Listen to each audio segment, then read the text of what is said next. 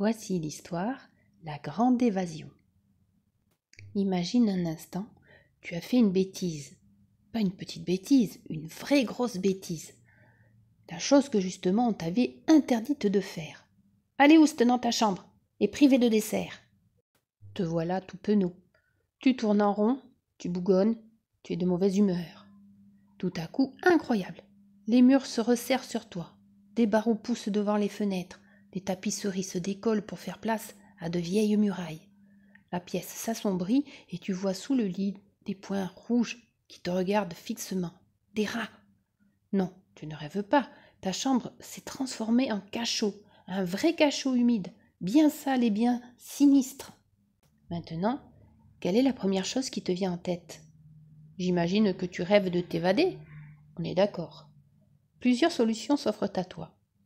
Tu peux toujours creuser un tunnel à la petite cuillère, mais ça risque de prendre du temps. Tu pourrais aussi scier les barreaux des fenêtres avec les dents, mais tu risques d'y laisser des dents. En fait, si t'es coincé entre quatre murs, je connais le moyen le plus sûr. Pour s'évader, je te jure, tu prends un livre, c'est l'aventure. Les récits de voyage deviennent au fil des pages des chemins que tu suis sans même bouger d'ici. Et oui, s'évader avec un livre, tu n'y avais pas pensé. Encore faudrait-il en trouver un dans ce fichu cachot. Regarde bien autour de toi, on ne sait jamais. N'aie pas peur des gros rats et passe un bras sous le lit. Tu sens quelque chose? Un livre. On ne sait pas d'où il sort, mais l'essentiel, c'est qu'il soit là. Allez, ouvre-le. Il était une fois, plutôt classique comme début, mais c'est efficace. Il était une fois, ça commence toujours comme ça. Allez, entre nous, ça pourrait être pire comme punition. Tu aurais pu être privé de vélo pendant 15 jours, ou ne pas avoir le droit d'aller à l'anniversaire de Max. Au lieu de ça, tu es simplement enfermé dans un cachot et en plus, tu as un livre pour passer l'après-midi en attendant qu'on vienne te délivrer. Tu ne vas quand même pas te plaindre. Et puis, repense au nombre de fois où tes parents ont dû t'appeler pour te sortir le nez d'un livre. Le plus embêtant dans tout cela, c'est quand même d'être privé de dessert, non? Tu n'as pas un petit creux?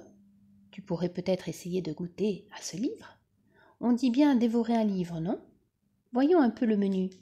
Des romans d'autrefois, des récits de combat, des encyclopédies de la géographie, des nouvelles fantastiques, des machins d'espionnage, des trucs de lions en cage, un livre sur Zanzibar, une vie de Mozart, des revues historiques, des pliants touristiques, des livres de cuisine, journaux et magazines. Pas mal le goût du livre qui se mange. Imagine, si tu pouvais croquer dans un livre le goût qu'auraient tes histoires préférées. Le petit chaperon rouge, rouge, peut-être un goût de cerise, ou alors de galette bien sûr. L'histoire de Boucle d'Or et les trois ours aurait certainement un goût de miel, et Cendrillon un goût de soupe à la citrouille. Les aventures de Harry Potter auraient un goût de choco-grenouille, les gros livres auraient forcément un goût de millefeuille, et Charlie la chocolaterie, crois-moi, chaque livre a sa propre saveur. Tout petit, moi aussi, j'avais l'eau à la bouche, dès que je voyais une bibliothèque. Imagine un petit gars haut comme 3 pommes devant une immense armoire de livres, une fourmi au pied d'un gratte-ciel. Tu m'écoutes? Oui, je vois bien que tu es en train de lire. Ça a l'air captivant. Ça raconte quoi? L'histoire d'une petite fille qui tombe dans un terrier, qui parle avec un lapin et qui mange des biscuits qui font rétrécir? Quelle imagination! Mais où est-ce qu'ils vont chercher tout ça, les écrivailleurs? Dis donc, elle ne s'appellerait pas Alice, par hasard? Une petite fille qui n'aime pas lire et qui préfère passer son temps à rêvasser? Si on l'enfermait à ta place dans ce cachot avec un livre, elle serait bien malheureuse. Quoique, ce serait peut-être le livre qui serait malheureux. Sale temps pour les livres, dis donc. Je ne lui prêterai pas mes bouquins à cette Alice. Allez, change d'histoire, tourne les pages et va voir un peu plus loin. Algrenade à Vézino? C'est le titre d'une histoire? Mais ça ne veut rien dire. Ce n'est pas du russe, ce n'est pas de l'espagnol, ce n'est pas du hongrois. C'est un vrai casse-tête chinois. Ça me rappelle l'époque où j'ai appris à lire. Un beau jour, plus d'images. Sur les pages des livres, il n'y avait qu'une multitude de petits signes. Incompréhensibles. Les pattes de mouche, les crottes de souris, les lettres, les mots. Quel est le secret pour déchiffrer tout ça? La formule magique. L'abracadabra? Abracadabra, mais bien sûr. Algrenade Avesino, c'est un code secret et une formule magique, ou quelque chose dans le genre. Voyons un peu si tu changes les lettres de place. Al, la, grenade, granède, non, grande. Voilà, c'est ça. Avesino, évasino, évasion. Mais oui, la grande évasion. Voilà la formule qui te permettra de t'évader. Glisse-toi dans la peau d'Harry Potter ou de Merlin l'Enchanteur. Pose une main sur le livre et répète 3 fois le plus solennellement possible la grande évasion, la grande évasion, la grande évasion. Alors, il s'est passé quelque chose? Eh oui, le tour est joué. Les murs ont disparu et tu es au beau milieu d'une forêt. Le lit s'est transformé en carrosse et les rats en chevaux. Qu'est-ce que tu attends? Allez, monte! Une forêt, des hurlements de bêtes sauvages, l'ombre d'un étrange château qui se découpe dans la pleine lune. En route pour le bal des tordus. Des silhouettes inquiétantes, insolites, effrayantes, des spectres derrière les fenêtres. Apparaissent et disparaissent, des boiteux, des poisseux, des baveux, des morveux, des gluants, des puants, des clopins, des clopants. Chaque claque des dents tremble de peur. C'est le bal de l'épouvante et de l'horreur. Ce n'est pas très malin. Tu viens de t'évader d'un cachot pour aller te jeter tout droit dans les griffes d'une bande de fantômes et de vampires, tous plus effrayants les uns que les autres. Si j'étais toi, je ne traînerais pas par ici. Quoi? Au 12e coup de minuit, le carrosse est redevenu un lit et les chevaux des rats? À mon avis, il faut chercher la solution dans ton livre.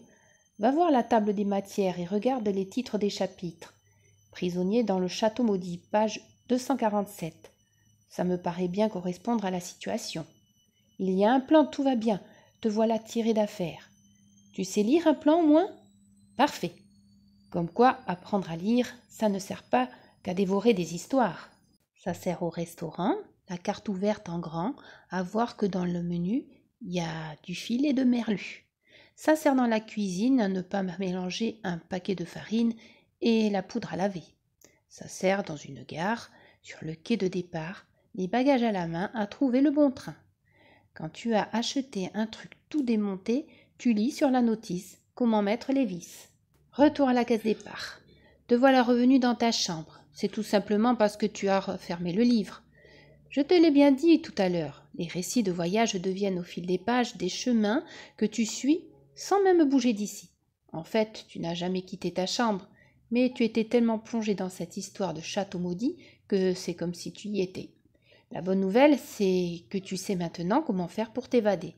Il te suffit juste de commencer une histoire et de te glisser dans la peau du personnage pour partir vers de nouvelles destinations et vivre d'incroyables aventures. Tu as l'embarras du choix. Alors, prêt à repartir? La porte de ta chambre s'ouvre. Maman.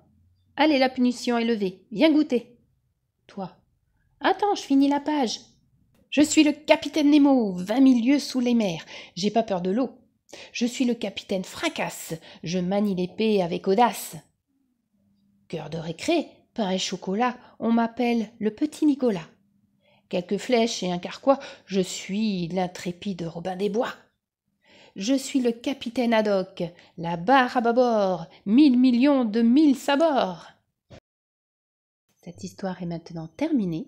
J'espère qu'elle t'aura plu et t'aura fait passer un agréable moment. Et je te dis à bientôt pour d'autres histoires. Surtout, n'oublie pas de t'abonner et d'actionner la petite cloche. Gros bisous!